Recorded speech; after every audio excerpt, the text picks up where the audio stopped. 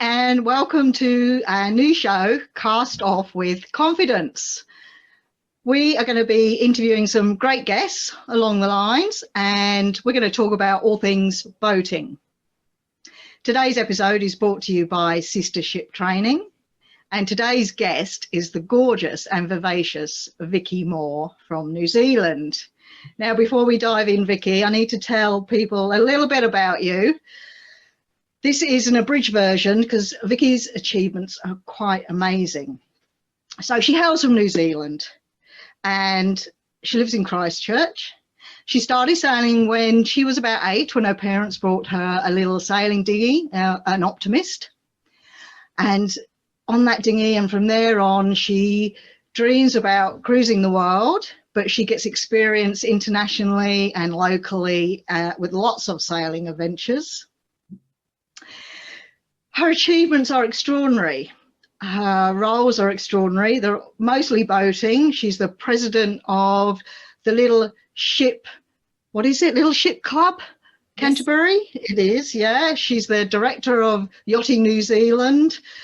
She's a writer, a speaker. There's many other achievements. More recently, she's achieved her Ocean Yacht Masters.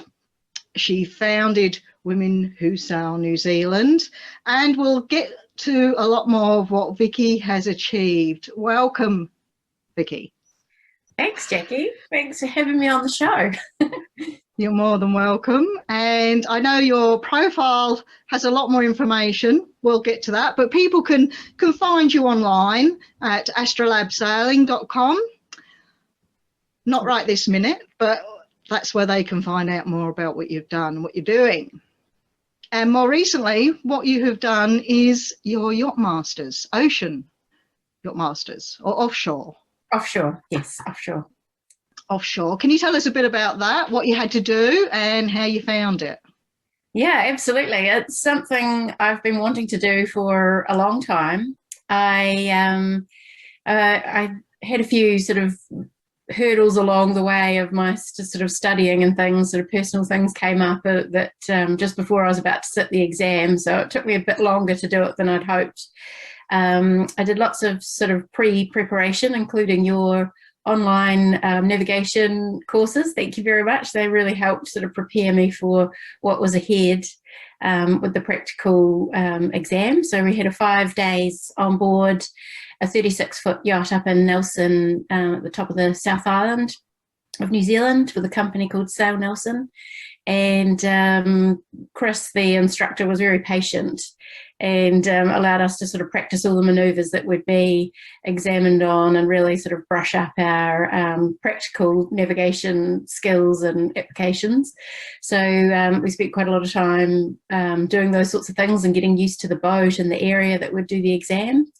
And then we had a 2-day exam with the harbour master on board the boat, running us through drills and quick fire questions about navigation and coal rigs and weather and safety and you name it. We got tested on it and really put through our paces. So it was myself and a couple of other guys from New Zealand as well doing the exam, and then thankfully we all passed. So it was great. It was a really good experience, and I felt like it really sort of drew together a lot of the strands of information that I've collected over the years and pulled it all together to a really sort of solid lump. So I was really proud of achieving it. It's a tough week and a tough test.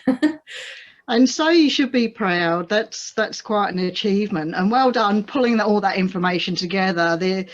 What we have to know as boaters is so vast, and to recall it instantly under a high pressure system is quite something. And I hear you did quite well. I hope so. I never got the actual results, but you know, we did all pass. But the instructor was good, actually. He had sort of the examiner, sorry, he had a sort of deadpan face the whole way through it. And at one stage, he said, right, there's a storm coming, put in this reef. And luckily the other 2 guys and I all got on really well. We each sort of had each other's backs, and I was like, right, okay, James, you're on the halyard.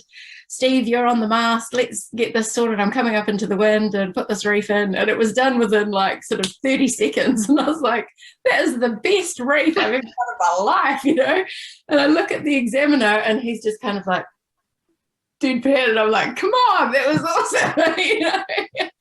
Fantastic. Well done. That's great. Did you get a bit of a nickname during the few days together?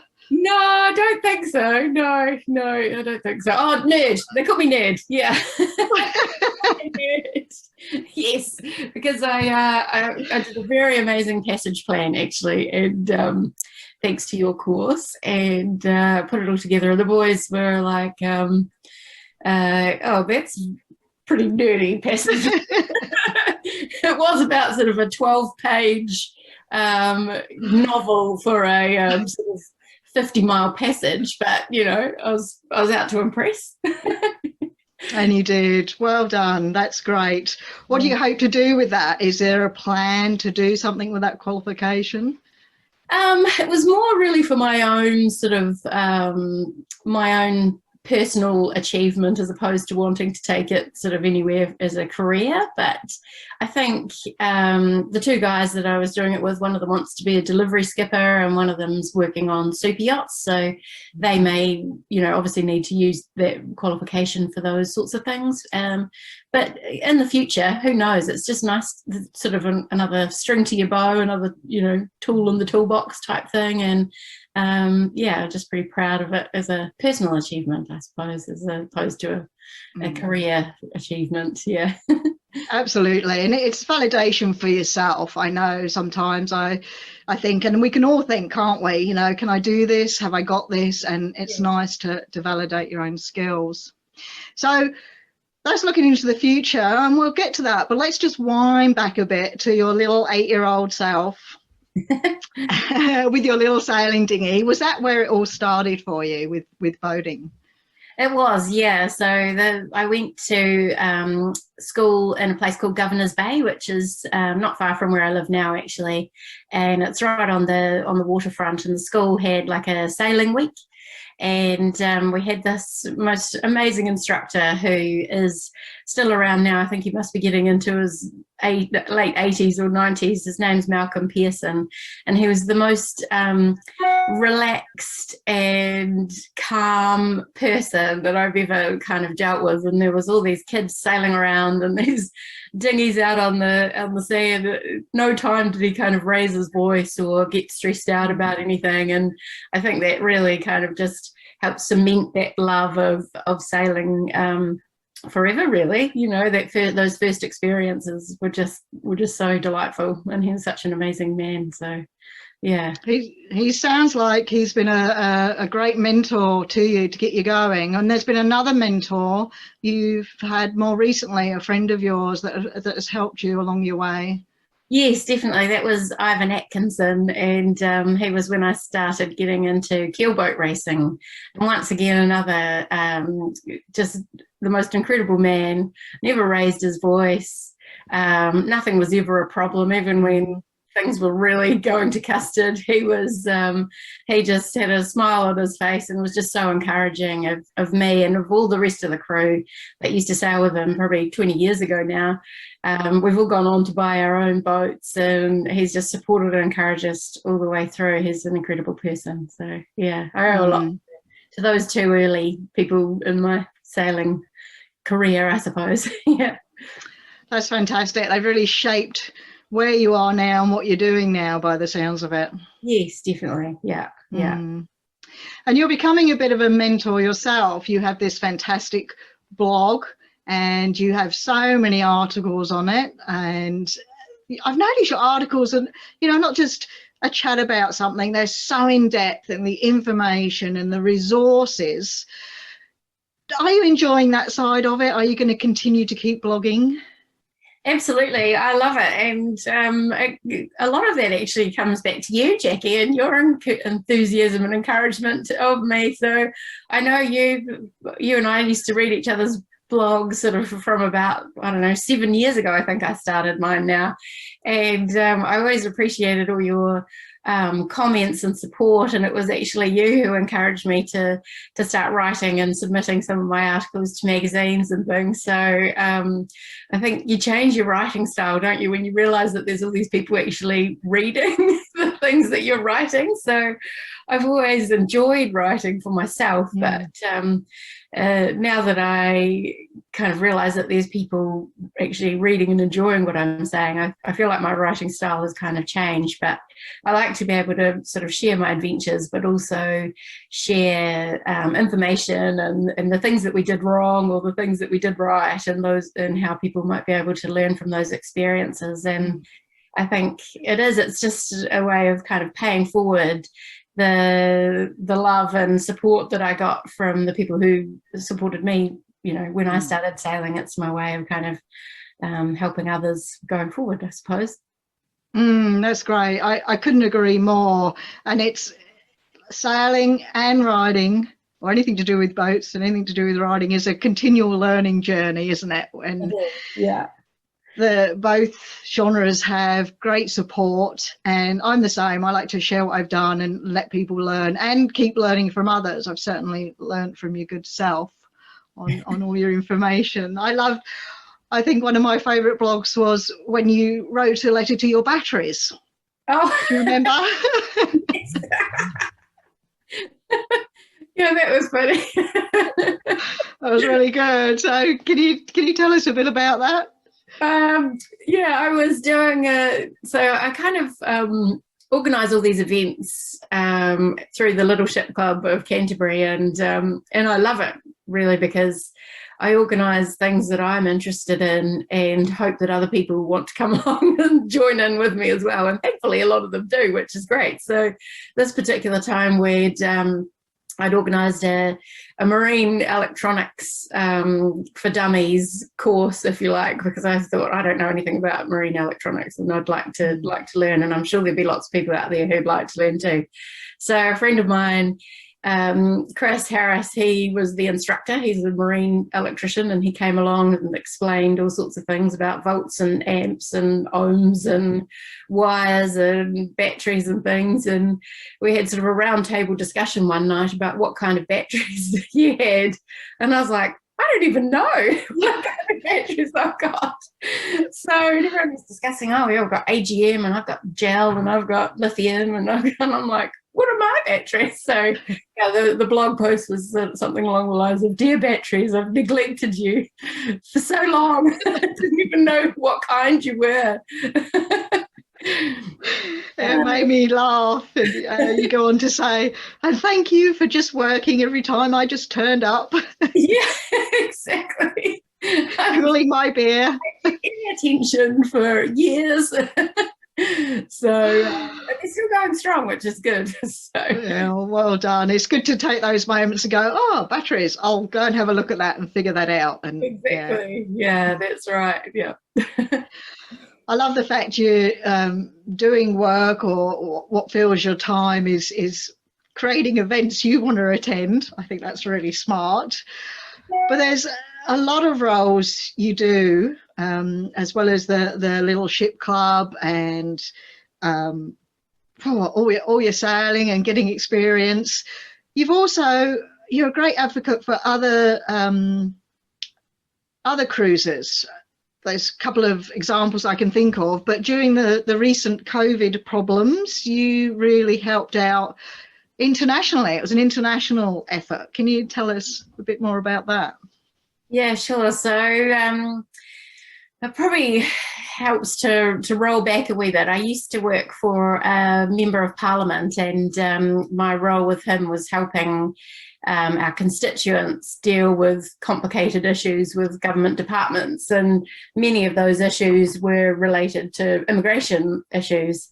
And one of the girls in the marina whose boat is just along from where mine is, she's from overseas, and she sort of explained the issues that they were having given their visas were about to expire, but there wasn't anywhere in the Pacific that they could sail off to. So their intention was to sort of stay here for a period of time. Generally, cruisers come down here for our summer and escape the Pacific cyclone season and then head away again.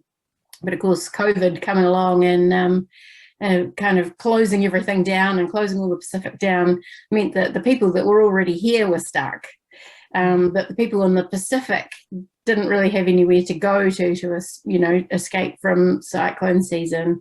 And also there were a lot of people whose boats were here, but they were stuck overseas because New Zealand closed their border to anyone other than New Zealanders coming in. So I sort of thought this all sounded a wee bit unfair, and so I put my my political hat back on again and started just helping people with ideas as to ways that they could lobby politicians and different organisations to try to change the policy. So I've managed to kind of gather together a bit of a database of the people. We've made a Facebook group about it, and people are able to kind of discuss their concerns, and I can give them suggestions on how to write a letter and what you should include in it and who you should send it to. And ways to kind of go and knock on the door of the local electorate MP and ask for help and those kind of things. So it's been good. It's a good community of people who have been trying to collaborate together to get some changes. We've been relatively successful. We've been able to make sure that the temporary import entries on the boats are extended through until June next year, which means they don't have to pay GST or duty because their boats have been here for longer than 2 years. We've been able to get most of the people who are stuck here with their visas extended. There's a bit of a pathway for people to come into New Zealand on their boats now if they're going to be able to sort of commit to spending a reasonable amount on upgrades and what have you to come into the country. So there's a pathway for that. And we're still working on the people who are stuck overseas whose boats are here.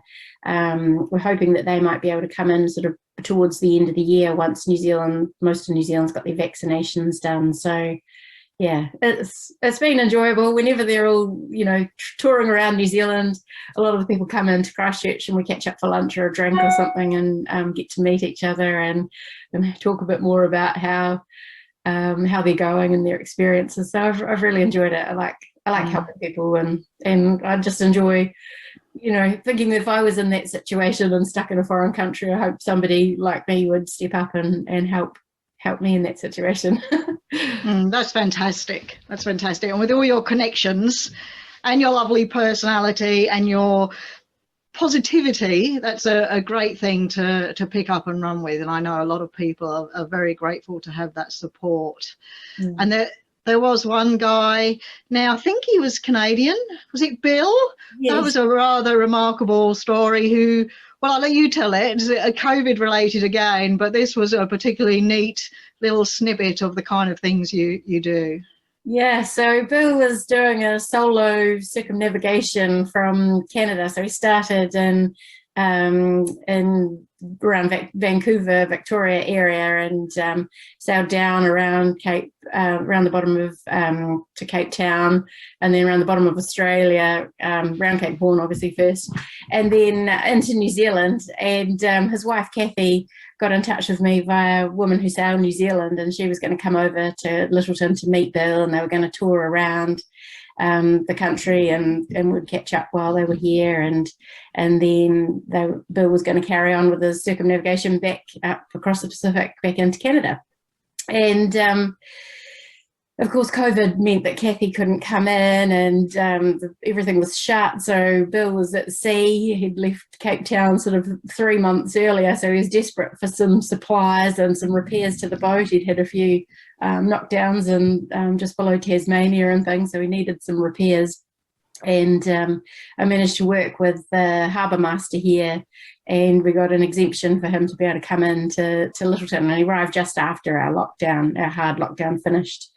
And so Kathy had sent over various bits and pieces for the boat, and we ordered a whole lot of groceries and things for him. And it was a year ago, actually, yesterday, I think, that he was actually here. And when he was here, I was taking him around. Bill Norrie is on solid ground. I think you need a beer. Oh, I need a beer! Oh my goodness. It's been a long, long time in isolation. Female voices? I just love female voices. Local sailors there to welcome him. Beer, you deserve it. The retiree finally able to shore up and relax. I never thought today was going to happen. Oh. But the world he's emerging into Heather's got some fresh scones for you. is very different to the one he left. You know, I love New Zealand butter, my Canada. When the brave adventurer left Canada in his yacht, Pixie, 9 months ago, COVID-19 didn't exist. Made really good friends, and we keep in touch now. Hopefully we'll be able to catch up again soon. Oh, wonderful. And he made it back okay? He did, yeah. I think it was another 3 months at sea before he made it back. So, he's back in Canada now with Kathy, and Pixie, his boat, is out of the water at the moment, having her hull cleaned. So, so it's great. Nice people. Oh, wonderful. Well done. It's a great story. So he has a lovely boat, and I know you do as well. You have the lovely Wildwood. Yes. Have I got that right? Yeah, I have. And you tell us a bit about her. She's a young 88, is that right? Yes, she's a young 88, so that's a really popular racer cruiser here in New Zealand. She's one of the wooden ones. I think there was a half dozen wooden ones made. She was built around 1985. She's 30 foot or 8.8 meters long. And I've owned her for 18 years this year. Wow. So yeah, I bought her when I was 28. And I've had lots of adventures on her. She's great fun. I've got a good crew who come and help me race in the rum races, and then we sail up and down the coast of New Zealand. And she's a great fun boat. I can handle her on my own, but you can also sail with a good group of people and plenty of space to accommodate them as well. So yeah, it's great. It's a good boat. Yeah, that's a good sized boat. I was having a look at them, and I know they're mostly fiberglass now, aren't they? Yes, yeah. So I think there was about 170 or so of them made around the 80s, and they're all still highly competitive and racing all around the place. So I think it's our biggest one design keelboat class in New Zealand. So very popular. Yeah, she's a nice looking boat. So you have lots of adventures. And actually, my husband Noel said to me when he goes, "Oh, say hello to Viki," and he said, "And can you ask her why all her social media is her just having fun? Doesn't she ever go and cut wood or clean anything?" And you're just out there having fun all the time, which is fantastic. But you're getting lots of experience and having fun locally and internationally. Is the big dream still to sail off to other countries? Yes, definitely. That's the long-term goal. So my son is going to be 17 at the end of this year. So he's sort of growing up and becoming more independent. So that is definitely the long-term plan. Once he's ready for me to leave home, I'll be off. Off traveling. So he's not sort of hankering to go with you? Has the salty water and the boating life got him yet? Not quite. He's a bit like his father, he's more into things with engines, and he's very passionate about drone technology and making films and things. So he'll forge his own path. He's not much of a sailor, but he does come out with me occasionally, and when we go away on holiday on the boat and that sort of thing. But I think sailing is something you either love or you're just a bit kind of, oh yeah, it's all right, So he's sort of in that category. He's definitely not as passionate about it as I am, but he's got other things that he's really passionate about, which is fantastic. Sure. And that's fair enough. I love the fact that it's going to be you leaving home. I think that's pretty neat. So will that mean, I don't want to say upgrade, if I say it, I don't mean it derogatively to Wildwood, but does that mean a different boat for you to take off with? Yes, definitely. Wildwood's really just a coastal boat, and even around the coast of New Zealand, sometimes it can be a bit hairy and a little boat like that. So she's not really designed for crossing oceans or anything like that. So I would look to get a bigger boat. I'd probably nothing much more than 40 foot, just so I'm able to handle it by myself or short-handed. And yeah, that's sort of what I'm aiming for as well at the moment. I don't think you'll be short of people putting their hands up to say, I'll do a leg, and if you can just note this hand. Yes, absolutely. First in line, Jackie. Oh, that'll be great. I'll be interested to see how that develops. And one of the things that I'm asked a lot, and I know you're asked, and you've actually addressed this on some of your articles, is about funding it. I don't wish to get too personal, but it's a big bone of contention, and it's a hard question to answer because it really depends how you live, what type of boat you have, how much you can repair yourself, etc. What's your take? How are you going to fund yourself to take off? Yeah, well, I've been thinking about this for a long time, probably since I was in my Optimist sailing around when I was 8. So I've over the years I've been quite able to sort of buy a couple of rental properties, which I've worked hard to sort of save and pay off, and I've got some other investments which will be sort of in the back pocket. But it'd be nice perhaps with my qualification that I've just got to maybe do some deliveries along the way. And I'm quite a sort of an adaptable person. I've got about 7 different jobs at the moment. So, and a lot of them I can still do remotely. So potentially there's a way that I could figure out how I could still sail and earn at the same time and work those roles in around that. So yeah, like obviously my writing, it'd be nice to be able to sort of do a wee bit more of that and write some articles for sailing magazines. I also do a bit of PR work for marine companies and those sorts of things. So they're things that you can still do remotely as well. So yeah, that'll be my rough plan. That sounds I'm sorry, say that again. Lotto, maybe. A what? Lottery. Oh, lottery. Sorry, lotto. Yeah, I wouldn't rely on that. But you're a lot more organised than we were. We sort of did it all on the smell of an oily rag, as they say, and we found work along the way. We renovated apartments in Puerto Rico, and so you do, if you're open to it, it generally finds you. So yeah, for sure. Do you have a timeline, or is that too much of a ticklish question right now? Yeah, it's probably still a couple of years off, just depending on how my son gets on, and how, where he's kind of placed. So it's sort of all based around him at the moment. But given that he's sort of in his teens and becoming extremely independent, we'll just kind of see how it goes. But with all the changes and things that have happened sort of in recent years, it's I feel like it's nice to have a goal, but not to get too hung up on the sort of minute details of it, because things seem to keep coming from, left field and knocking me off course somewhat. So, it just kind of play it as it goes. I think that's very wise. Yeah, especially at the moment with COVID and, just not knowing what's going to be happening in the world, in the next year or so. Yeah, it's nice to just be able to be here in New Zealand for a wee bit. Yeah, that's right. And talking of being knocked off our feet a little bit, you're a very positive and happy person.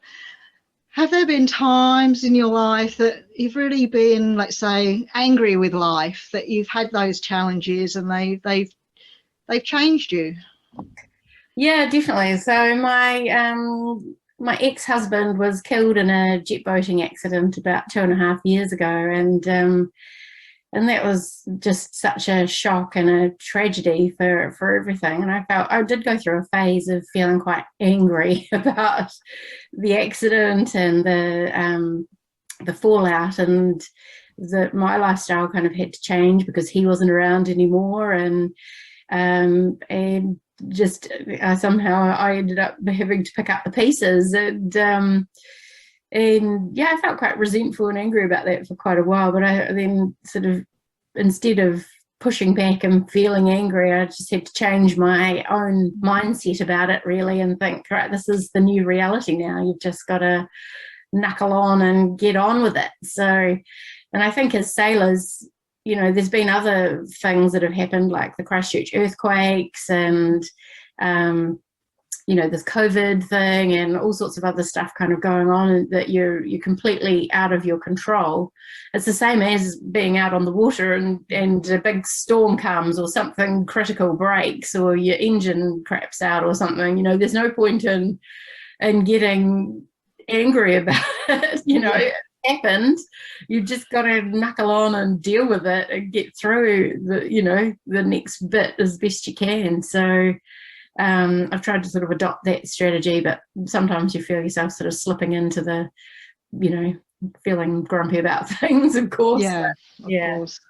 Yeah, we've all had our challenges. I was aware you've had some extra challenges along the way, and I admire you for that wisdom of being able to flip your thinking. And it's, as you say, being on a boat, it's a lot about doing that, flipping your thinking and getting on with it. And which is why we do things like there's a training, the passage planning. It's having an idea in your head of what you can do and adapting that for the current situation instead of going, and panicking. It's sort of, you know, changing your thinking. Exactly. And yeah, having that idea as to, okay, if this isn't going to happen, what might happen? I don't think anyone ever saw what was going to happen with COVID kind of coming up, but you know, I don't think anyone could have crystal ball gazed that. No.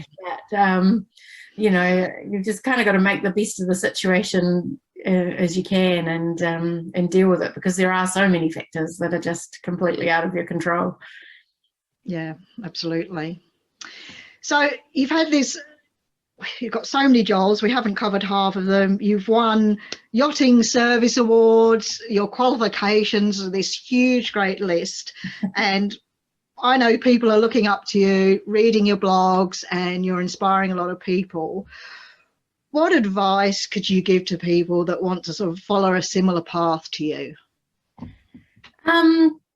I'd say to just get as much experience on the water as you can and sail with lots of different people, and on lots of different boats, and you learn something new. I mean, I've been sailing now for sort of, I don't know, 30 something years, and every time I go out, I still learn something new. And I think the times when you go out and you think you know it all is the time that you get, you know, your ass kicked. Something terrible kind of happens that you hadn't seen coming up. So I really think it's all about sort of getting as much experience as you can, learning as well all of the other theoretical things, like the things you teach, you know, with your navigation and the rules of sailing and lights and those sorts of things. You know, there's so much more to it than just boat handling. There's a lot more in the way of knowledge that you need to kind of have. But just keep learning and keep trying. And I really enjoy racing, not so much for the competition, but just for the pressure that it puts you under to work together as a crew, to sail the boat to a certain destination in as quick a time as you possibly can. You know, those sorts of skills are really, really useful when it comes to cruising, because you've got your crew handling, you've got your boat handling, you've got your close quarters sailing with other boats and those sorts of things. So it really puts some pressure on you to know all those sorts of things too. So yeah, just get it out there. And then once you do have the knowledge, try and encourage other people to get involved as well, and do whatever you can to encourage more women or men or young people to get involved and to stay in the sport. You know, take new people out sailing with you, you know, that sort of stuff. Encourage them. Fantastic. Pay it forward. Yeah, absolutely. So in your boating life, or which has been most of your life, what do you think, or what do you tag as your greatest achievement? What was it sort of like? Oh, that was pretty good. I guess there's so many things really. In terms of my greatest achievement, I was really proud to win the Yachting New Zealand Service Award, which was mainly, I mean, I'm involved in a few different things locally, but mainly for my work with the Little Ship Club. So that was an organisation that's been around since the 1960s.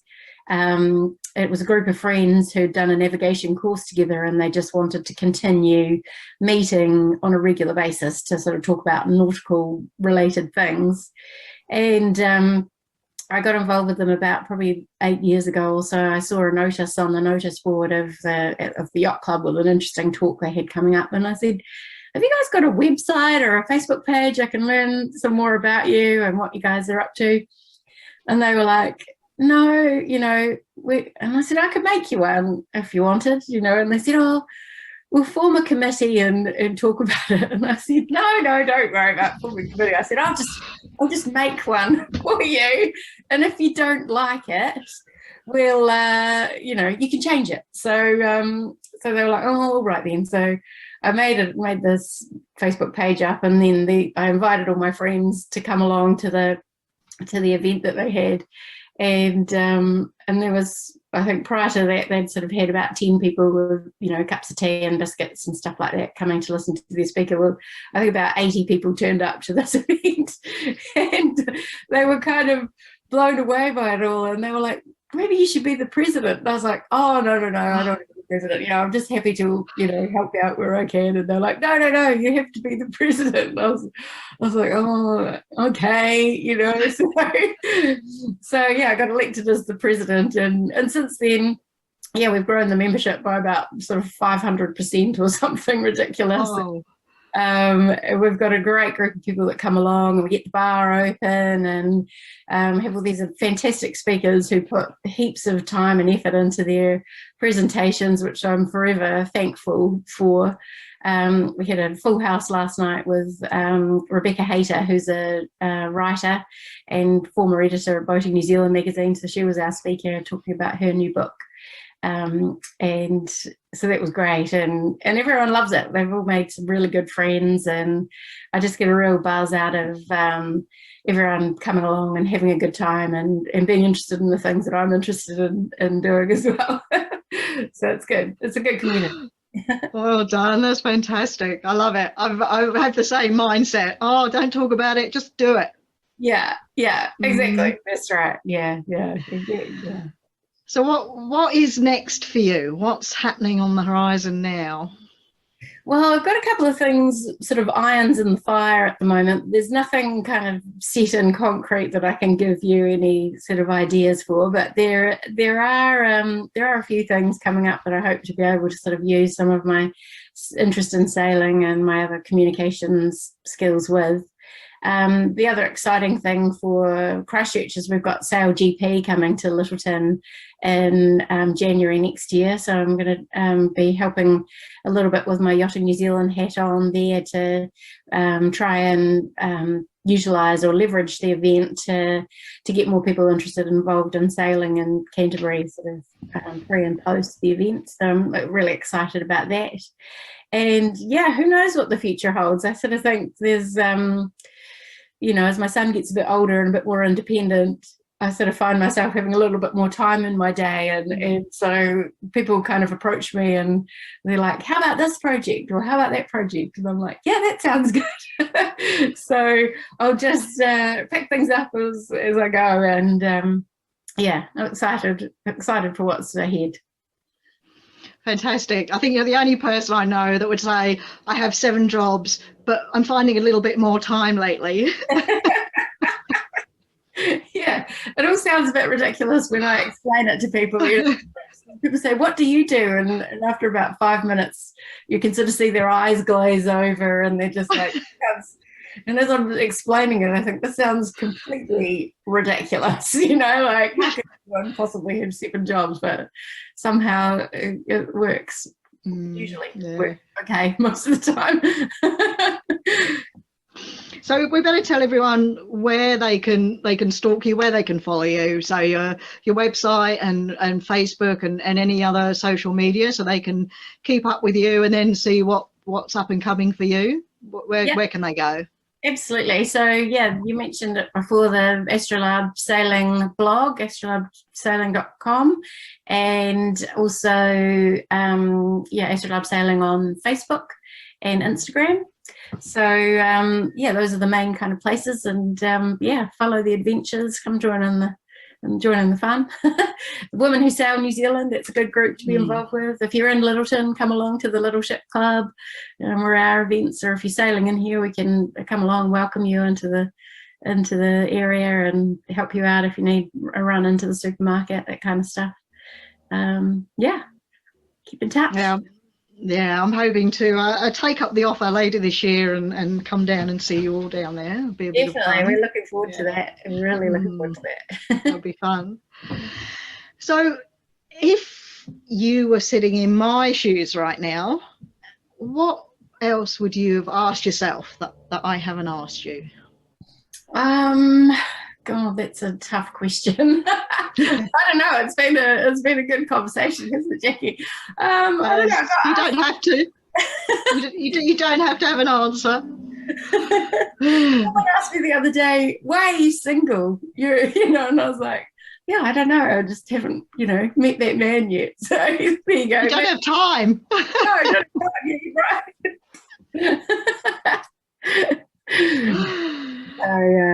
Why am I single? I don't know. I haven't even got an answer for that. There's a question, but there's a question and you don't answer, and that's fine. I think it happens when it happens, and who knows who you'll find when you're off sailing off around the world. And when that happens, do you have a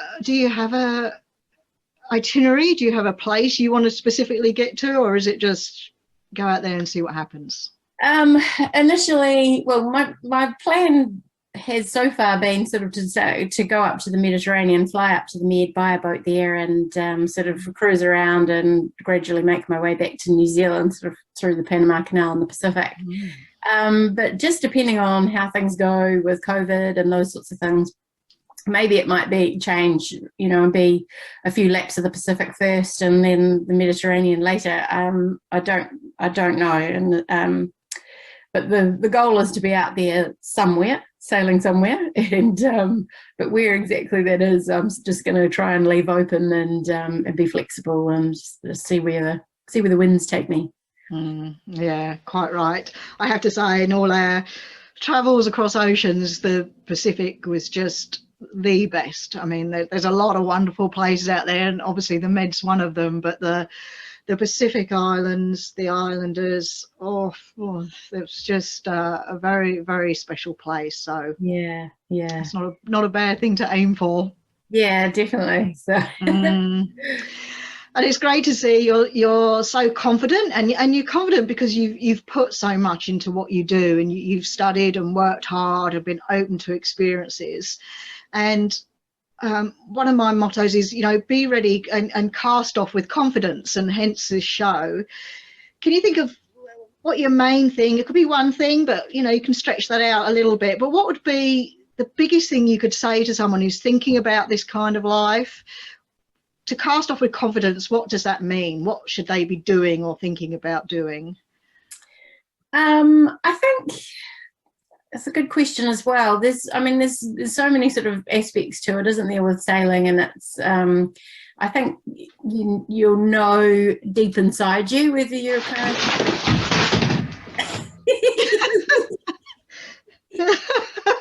Oh. I'm not sure what happened there, but we're still standing. I was actually waiting for my table to go because that's a bit touchy. Earthquake. Anyway. Right. I apologise. Continue on. So so casting off with confidence, I think you sort of know in yourself, don't you? You sort of have that confidence, but to get that confidence, I don't know. I think it's learning. It's continuing to learn and to upskill, and that's where, you know, I really enjoyed your courses and doing the RYA course. It just kind of reconfirms that you do actually have that knowledge. You know, you sort of sometimes you hear of people that just kind of have never been sailing and they buy a boat and disappear offshore and they have a wonderful time and kind of learn along the way, which is fantastic. But there are so many things that you can do before that. You know, instead of watching TV, you could be doing one of your passage planning courses or something like that, or you know, at the weekends, instead of mowing your lawns, you could be out crowing for someone on their boat in the Saturday afternoon race, and just getting those skills up while you can. While you've got the time and the space to do it. And then, you know, once you're actually ready to go cast off, you've got all that background kind of knowledge in the back of your head, and you're not going to go and hopefully run up on a reef or crash into someone or do something that you would have not done had you had that knowledge in the background. It's like driving a car, isn't it? You know, you sort of need to know the road rules. Yeah. Yeah, quite right. Yeah. No, that's great. That's really good. It's something I'm very passionate about, and having done all our sailing with not much more than a stub toe, I sort of, that's why I do what I do. So I love sharing that passion with you. Oh, and you're so good at it too, Jackie. It's great. You know, this is about you, not me. You're a fantastic teacher, and you know, I really appreciate everything that you've done for me and for other sailors as well. So well done to you. Oh, that's really nice. Thank you. I could talk to you for ages, and when we get together, we do talk for ages. And but I think maybe we'll leave it there, unless you have anything you'd like to add before we go. No, I don't think so. I think we've covered so much, haven't we? And we don't want to make everyone fall asleep. I don't think you're capable of that. I think down the line we shall meet up again and let everyone catch up with you again. I'm sure they'll follow you, and I suggest you do. If you're listening to this, go and follow Viki. Her information is extraordinary, and we'll catch up with you and maybe hear about your plans when you sail off into that sunset, and we can follow you there and see what happens. And hopefully we can raft up somewhere along the lines, Jackie, and yeah, that'd be really cool. You can come sailing with me. Yeah, that'll be awesome. That'll be great. Congratulations on everything you've achieved. I think you're a remarkable woman on very many levels, and we shall cross bows once again. Sounds good. Thank you very much. Thank you. Thanks for joining us today. I hope you enjoyed the conversation with the lovely Viki Moore. Do pop along to her website and follow her and say good day. For other podcasts, lots more articles, videos, pop over to Sistership Training. There's a fun quiz to test your boating knowledge as well. And of course, there'll be more podcasts and videos such as this down the line. If you'd like to join me for a chat, go over to our website, drop me a line, and we'll see if we can get together. In the meantime, whatever you're doing, whether it's on the land or on a boat, I wish you fair winds.